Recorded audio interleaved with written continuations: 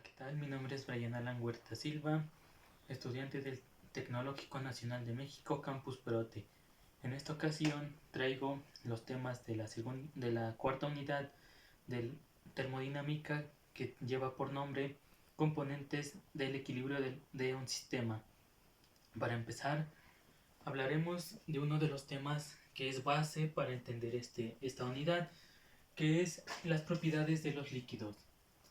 Iniciamos definiendo qué son los líquidos. Los líquidos son un estado de agregación de la materia que se caracteriza por no tener volumen definido, por adoptar la forma de cualquier recipiente y algo que está importante aquí, en forma de fluido altamente incomprensible, que como sabemos, por más que se comprenda un líquido, este va a tener su forma.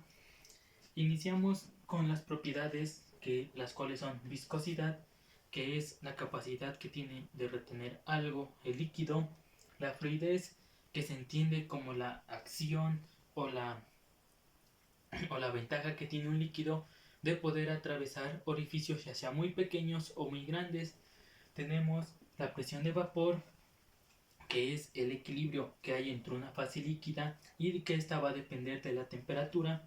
Tenemos la cohesión, que es la fuerza de atracción que tienen las moléculas iguales, seguido por la adhesión, que es lo contrario, que ahora van a traer moléculas pero diferentes.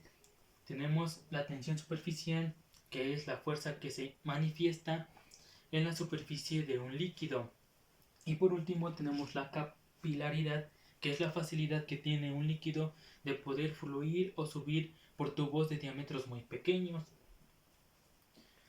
Siguiendo con los temas, ahora pasemos a la regla de las fases. Las reglas de las fases, principalmente la regla de las fases de Gibbs, se comprende por la fórmula L es igual a C menos F más N, en donde L es el número de grados de libertad, F es el número de fases separadas, C es el número de componentes químicos y N es el número de variables.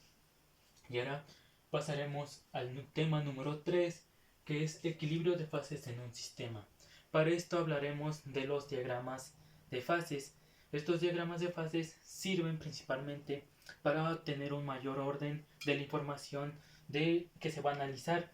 El diagrama más sencillo o más simple que se puede realizar es un diagrama como el que tenemos aquí de ejemplo, de presión a temperatura, que es un ejemplo de una sustancia pura, que es el agua.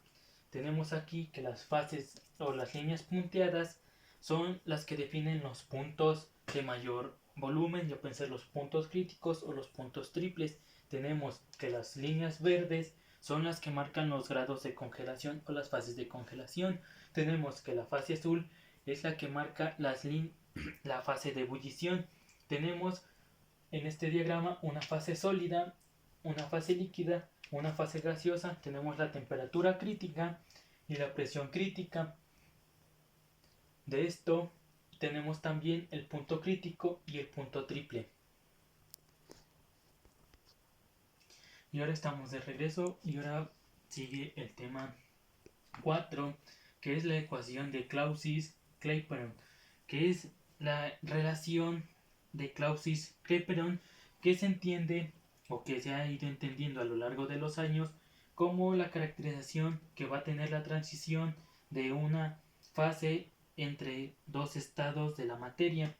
Se entiende por principalmente la ecuación que es dP sobre dt, que va a ser igual a calor de H sobre T por calor de V, en donde esta ecuación se define como dP sobre dt va a ser la pendiente que va a tener dicha curva, el calor de H, que es el calor latente o la entalpía del cambio de esta fase, y tenemos que HV es el volumen.